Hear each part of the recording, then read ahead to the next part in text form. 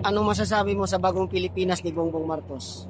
Bagong Pilipinas ni President Bongbong Marcos. Alam nyo mga kababayan, once again, that's a very very unexpected na ganito po ang bagong Pilipinas po niya. Kasi nung siya po tumatakbo bilang Pangulo ng Pilipinas, isa lang naman yung isa lang naman na pinapangako niya noon eh.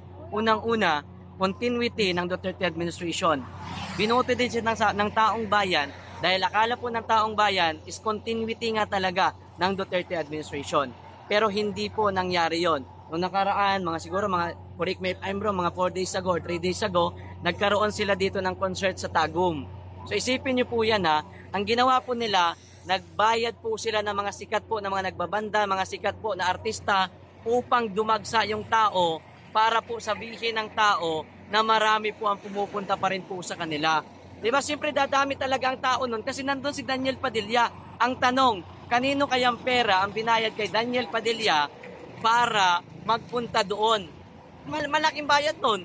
Kasi sikat yan eh. Alam mo si Daniel Padilla, hindi basta-basta, hindi tatanggap ng 50,000 yan. Yes. Diba? Para pumunta dyan sa concert na yan. Mahal ho ang bayad kay Daniel Padilla. Sikat po yan. Kaya ang tanong, kaninong pera ang binayad po nila para po pumunta dyan? At saka nung panahon ni former President Rodrigo Duterte, wala namang ganyan eh. Kasi nung pagkaupo ni former President Rodrigo Duterte, wala siyang pakialam sa mga artista, walang concert, kundi ang kanya po nung pinukusan ay serbisyo para sa sambayan ng Pilipino.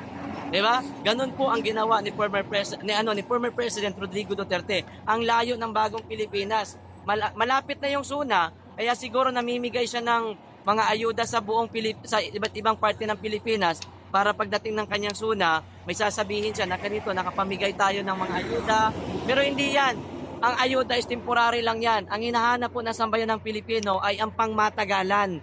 Diba? Solusyon para sa kahirapan natin po na nararanasan natin ngayon. Diba?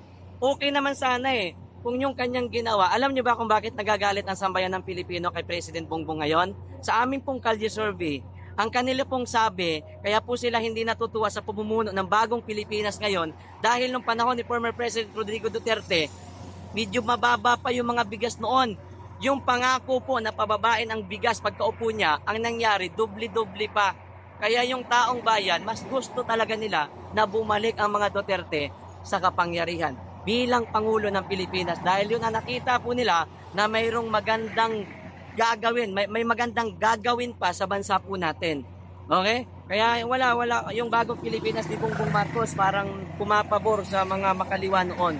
Diba? Sana doon na lang sila nakipagtandem sa mga dilawan nung mga panahon ng eleksyon. Kasi kung ginawa naman nila yon 100%, hindi po sila mananalo, mga kaibigan. Yun lang po and maraming salamat.